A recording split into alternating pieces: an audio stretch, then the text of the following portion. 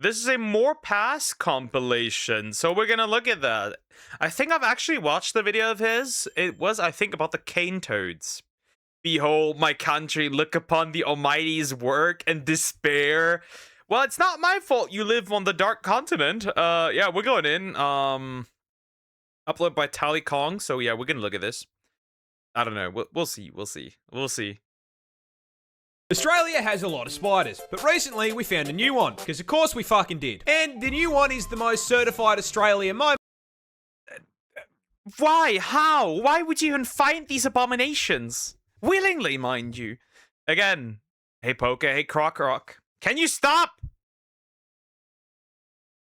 I've ever seen. For a bit of context, one of the several thousand spider species we are home to is the Sydney 10,000? See? If there's one place I will never visit, it's Australia. First of all, Short King lives there, so that's the first reason. The second reason is everything is deadly. This is like, now that I think about it, this is like the comparison. So here's the question: what would, like, if you have played Ark before? Here's the question: would we think Australia is scorched earth or aberration? Was that a picture of you holding me? How many? 10,000. It's because, like, I'm like, right from like the way it looks like scorched earth. But from the creatures there, the animals there, it looks like fucking aberration. So this might actually be aberration. Where's Rockwell? funnel web, the deadliest spider on the planet. Because of course it's down here. Where the fuck else did you think you were going to find it? These scary looking fuckers are highly venomous and can flatline you with a bite in 15 minutes. And if you think wearing thick clothes will save you, be aware the bastards have fangs long enough to punch through shoe leather. Now, why do I bring these little nightmares up? What is the one thing worse than a spider rocking armor-piercing rounds that can send you to heaven with same-day delivery? A bigger spider rocking the same perk setup. That's right, Australian scientists have found a brand new species of this funnel web that is even bigger. How much bigger? Well, the standard Sydney funnel web grows to around 5 centimetres or 2 inches. 5 centimeters? Okay. And I mean, if you're asking me, 2 inches is more than enough. 2 inches is actually fucking huge. By comparison, this is the new one. It's twice the fucking size, cunt. 4 inches of 8-legged menace to the animal kingdom. But that isn't even the best part. You see, do you know what they named this thing? Do you know what professional scientists named a supersized version of the most dangerous spider on the entire fucking planet? The Newcastle Big Boy. Deadliest. The Newcastle Big Boy. That's wonderful. That's a great fucking name. The Newcastle Big Boy. Why would you name it like that? That does not make it that menacing. Oh, look at that. Newcastle Big Boy. That's just terrible. That's just terrible. Poker will visit Pakistan. Sorry, but they have too much cousin marriage. Spider on the entire fucking globe. Big Boy. Only in Australia. Platypus are weird, but I'm not sure you quite understand just how fucking weird. See, everyone knows the basics. They lay eggs, they sweat milk, and they look like Yeah, they're also venomous. They're like weird, right? So they are considered mammals, right? Right, they are considered mammals. They look like a bird. They have a beaver tail. They lay eggs. They have venom. Anyway, it's crazy. God hit randomizer on the spore creature creator and just called it a day. But you see, mate. Spore. He knows spore. That's fucking ball knowledge. This man is ball knowledge. This is ball knowledge. Wonderful. My mom said to marry a rich person so you won't be living in the streets begging for money. I'd rather beg with my woman for money than to marry a rich person. If I don't love that person, I don't know.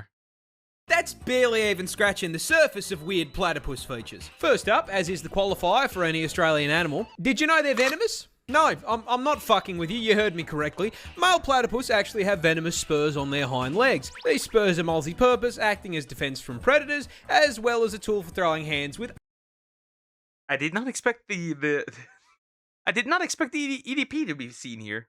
That's interesting, Perry. Harry the platypus.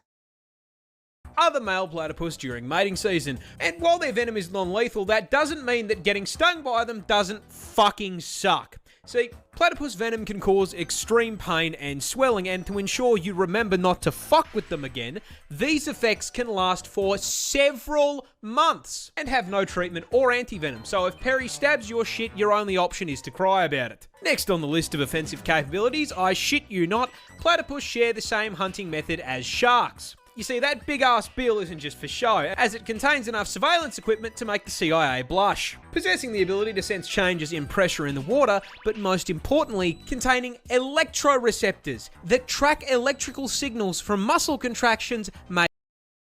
So they have sonar. Those fuckers hurt. Why do you know that? Why do you know that? Why do you know that? Either way, these fuckers are fucking submarines. By their prey, meaning that when whatever they're chasing starts quaking in fear, they know about it.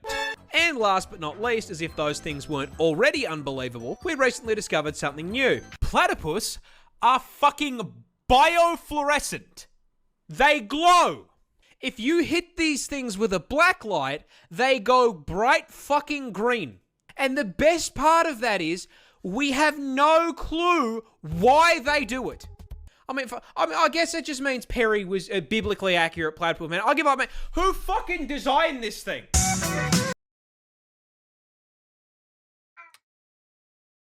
Aberration! There we have it. That confirms that Australia if Australia was an art map, it'd be fucking aberration. There we have it. See, I just get confirmed right.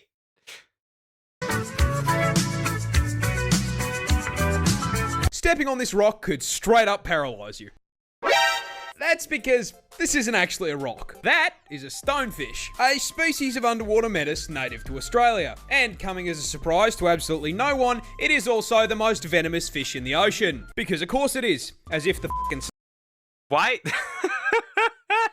It feels like Australia is like a... I know a guy, wonderful. It feels like Australia is like this continent where you just grab all the stuff, right? Like where God grabbed all the stuff that was like, yep, this is a mistake, and yoinked it on there, and that was it. Probably actually also we never saw him on the a black light. Yeah, probably as well. Death game gives it point dealer. Marrying a rich woman, so your mate clean for you, a chef giving you food, and a butler delivering your food from your chef. I do not eat what I haven't consumed, what I haven't made myself for the most part, right? I'd rather cook for myself though, so that have to work somehow else, somehow in a different way, because don't want others to cook for me. I prefer cooking for myself.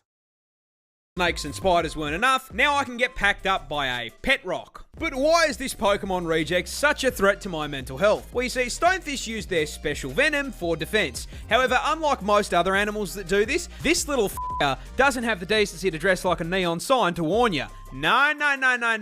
This bastard is a 6th prestige prop hunt veteran, having evolved some of the most impressive camouflage in the animal kingdom to make hunting easier. And once they've set themselves up, they are basically indistinguishable from Patrick Starr's house. Now, this is a fairly major problem as they love to live in the shallows on the beach, and that venom we talked about earlier is stored in these 13 giant, highly toxic spines that deliver venom when pressed on. You can probably see I can probably guarantee there's someone out there who eats these fuckers. There's somebody definitely out there who will eat these. Where I'm going with this. Considering it's hard enough to spot these things while you're paying attention, if you were, say, on a romantic walk along the beach with one of the homies, and while distracted by his ethereal beauty, weren't paying too much attention to where you were walking, it would be very easy to place your foot in the wrong spot. and step directly onto 13 hypodermic needles, which would then deliver a ginormous dose of neurotoxin straight into your system. Oh, you thought it was normal venom? No. You see, these things maxed out the toxin skill tree, producing a mixture of 2 neurotoxins that can flatline you by collapsing your heart and lungs in under an hour. And even if you survive, the sting still causes extreme pain, swelling, and tissue necrosis. Because this is Australia, where even the scenery is trying to one-shot me.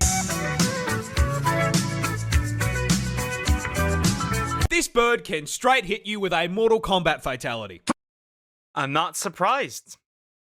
I am not surprised. They also make terrifying sounds. So there's that. Yeah, I don't know the name though. Finish him. Introducing the cassowary, a species of ratite native to the land down under. And for once, guys, it's not venomous. Can still flatline you though, and I'm going to tell you how. You see, these neon chickens belong to the same family of birds as the emu, and as such share their impressive size, coming in at a solid Yeah, however, do they also solo the native population? Right? Because that's an important factor. Do they solo the native population? Because that's very important. Because the emus did. General rule for Australian animals, if you don't know what type of toxin it is, just assume it is neurotoxin. Wonderful. 79 kilos and growing up to 6 feet tall, meaning the short kings in my audience could, in theory, mount these things like a chocobo. But what makes them stick out from emus? Well, you see, the cassowary is basically a spec ops emu, being twice the weight, highly territorial, and most importantly, coming with a combat knife strapped to their foot. That's right, this is a cassowary claw, and it's the reason they can hit you with a fighting game finisher. You see, these claws are a full 5 inches long. And you know what I mean? Honestly, 5 inches, way too big for... Damn. They have about the average knife that local VPN players have. That's crazy. These fuckers kick, and their beak... I can imagine that the beak probably quite hurts. Anything, and especially if it's something that's going inside me. And if you anger the tactical assault turkey, that is exactly what you're gonna get, as their go-to defense method is to kick you square in the gut with that kitchen knife and attempt to disembowel you. And I mean, even if the kick doesn't put your insides on the outsides, that kick is still gonna send you flying, which can cause some fairly major problems. Problems like the incident that occurred in 2012, where I you not, a cassowary ran up behind a random tourist, hit the heavy attack button, and kicked the guy down a small cliff into the ocean. I mean, luckily he survived, but the fact that I live in a country where that was straight up just a bird assassination attack. I've known for years that those birds are because they are what those birds are because they are in Far Cry 3. I don't remember much. I played Far Cry 3. I do not remember much. Any point I could be hit with a sneak attack by a kaiju turkey is terrifying. Touching this plant will put you in the hospital. I'm dying. This is the Gimpy Gimpy plant. The fish are killing you, the birds are killing you, the reptiles are killing you. Wait, we didn't have reptiles. The spiders are killing you, the plants are killing you. Aberration. A piece of foliage native to the land down under. And surprising no one, not only is the thing venomous, it is in fact the most painful plant on the planet. Because yeah, no, of course, man, even the fucking leaves down here have a problem with me. Growing in the rainforests of northern Queensland, these hell bushes are covered in tiny hairs that upon closer inspection aren't hairs at all and are actually thousands of hypodermic needles waiting to stab you and break off inside your skin if you so much as brush them. Once inside you, these needles will inject you with, I am not kidding, neurotoxin and cause absolutely excruciating pain. I mean, like comedic levels of pain. With one person describing it as being covered in hot acid and electrocuted, and another woman saying that it was straight up more painful than childbirth and she'd given birth 4 times. And the fucked up part is, the neurotoxin... Aberration. This really is like, this is like God's testing chamber. This is like here, I'm gonna put all the freaks of nature, I'm gonna see what happens. I'm gonna see if humans can still thrive here. They do, but like, even though you are getting soloed by cane toads. neurotoxin isn't even lethal. So this spiteful of a plant is hurting you purely for the love of the game. Mind you, there are reports of people saying getting stung by this thing is actually worse than being put in the ground. This is because Groot's little hellspawn cousin here can continue hurting you for literal years after being... Stop! Australia is not a place to live. It's a place for deadly natural weapons. Poke move to Australia. Poke touch them. I will not. Both of those. So essentially, Poke can't survive spring weather. I don't think Poke would survive living Australia. I mean, I would probably eventually, you know, you have AC, so there's that. We don't have AC, so I probably will still survive. The more important question and the more important part right there is, isn't this... So, in other words, Australia is just a survival game. It just is. Being stung. This is because those thousands of little hypodermic needles are actually made out of silicon, meaning your body can't break them down. And with how thin they are, your skin will usually close up over the top of them, meaning that these neurotoxin emitting slivers can sit inside your skin for literal years, releasing more neurotoxin anytime that they're moved or disturbed. This constant, chronic, agonizing pain is so unbelievably bad that there have even been records of, trying not to get banned here, people Alt F4ing existence to make it stop. This particular incident came from a man who accidentally used one of the plant leaves as toilet paper. I don't think it gets much worse. Ow! Ow! Oh! Ooh! Ow! Ow! Yikes! That's no vegan booty. That's a pain. That's a painful booty. Wow! Yikes! Oh wow! Worse than neurotoxin to the nuts. Crocodiles are just dinosaurs that forgot to go extinct. I am dead serious, and I cannot think of a croc species to better make my point than the saltwater crocodile, a species native to the land down under, and shocking absolutely no one, yes, it can and will eat you.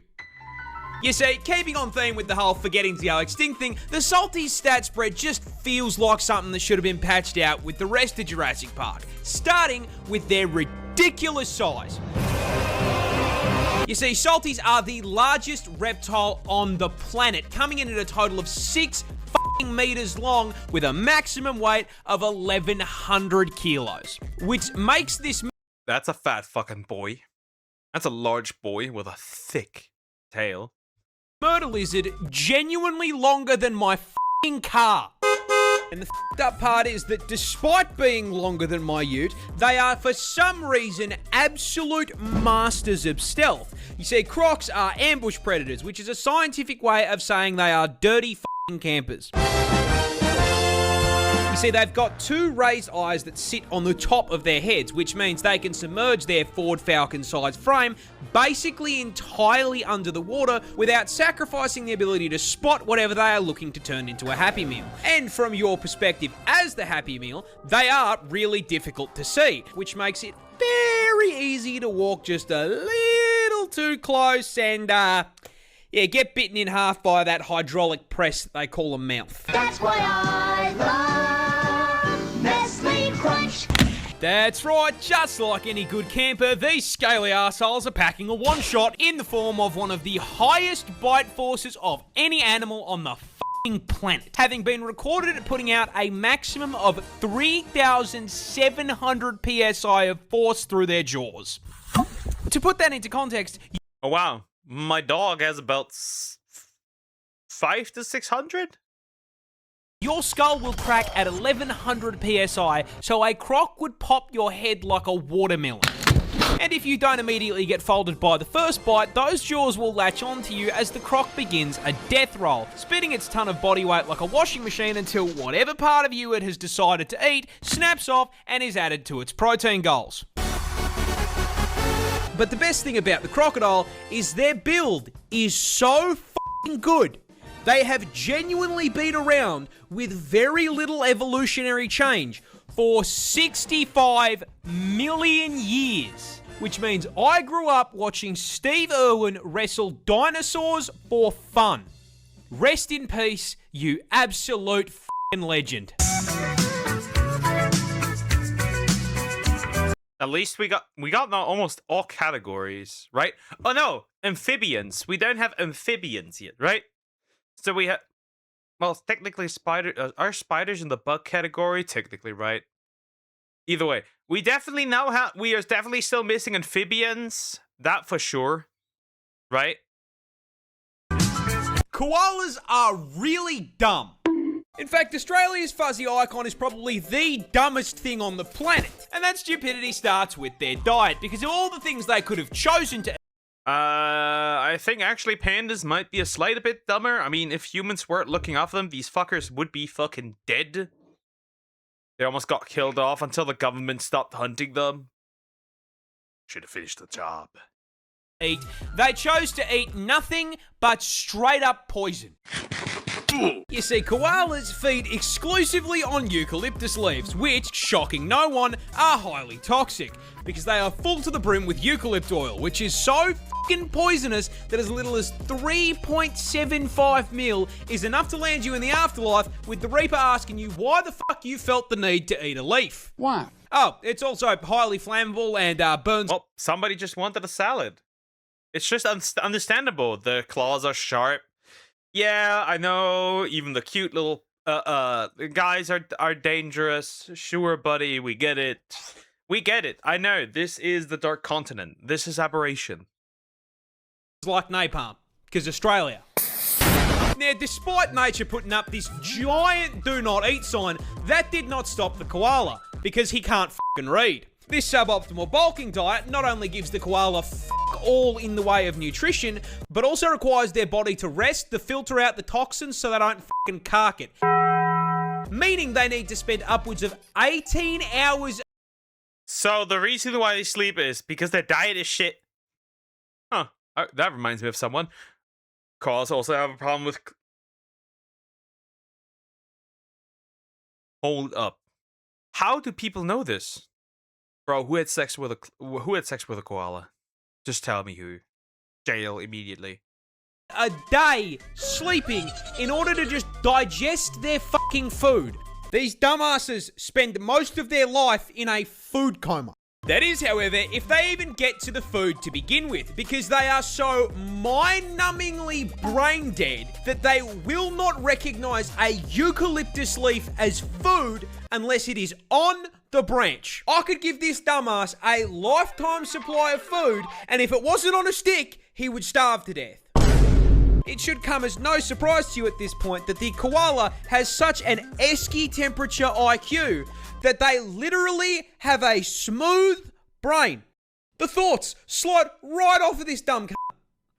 I love him.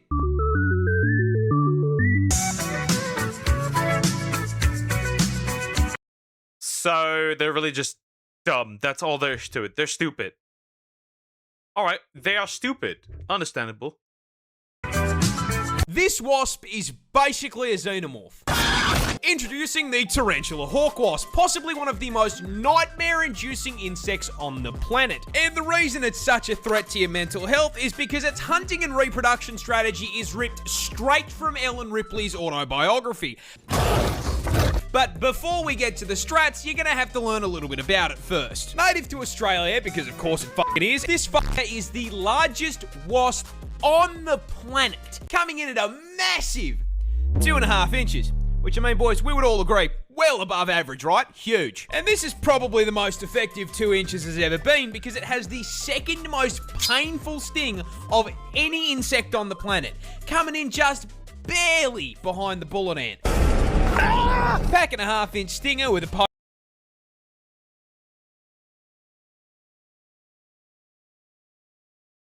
Why would you even want to let... Anyway. People just want to die, huh? Koalas basically poke off the shiny hunting, except I don't sleep. venom that has been described as blinding, debilitating, Give me my arm! and electric. Now, the size and poison aren't just for nothing, because as the name tarantula hawk wasp suggests, they are purpose-built, genetically perfect killing machines designed specifically to violate spiders, making Australia basically an all-you-can-eat buffet for them. But they don't just execute the spiders. No, that'd be too normal. Hawk wasps use spiders to reproduce in one of the most horrific ways possible. And that all starts with a female hawk wasp hunting down a tarantula. As the buff bulking spider takes a wrong turn down a dark alley, the hawk wasp, noticing the 8 sets of TNs on his feet, proceeds to fucking jump him, flying down from above to land a sting into the spider's abdomen, instantly and permanently paralyzing it. The Bug Harbour Butcher then proceeds to drag the still completely conscious and aware spider into an isolated kill room, which is where the fucked up part really begins. Because our wasp isn't hungry, it's pregnant, and proceeds to lay its egg. Oh no. Oh fuck. Aberration. It's getting even closer. Now it can make the Reaper comparison. This thing's just a Reaper queen. Oh wow, it's impregnate, bug pregnant, whatever you want to call it. Bee pregnating, whatever. S-pregnating. Egg on the paralyzed spider's abdomen. After about 3 to 4 days, that egg hatches into a larvae. A very, very hungry larvae. Fortunately, there's a whole bunch of fresh food right here underneath them. That food being the still paralyzed, still very conscious and aware spider. The larvae burrows into the spider's abdomen and gets to work converting it into a KFC family bucket, consuming it from the inside out, purposely avoiding vital organs to keep the food nice and fresh. After it's done consuming a living being, the larvae breaks forth from the demolished corpse like a fucking chestburster and fucks off to continue the generational arachnid violation. Anywho, good luck getting any sleep tonight.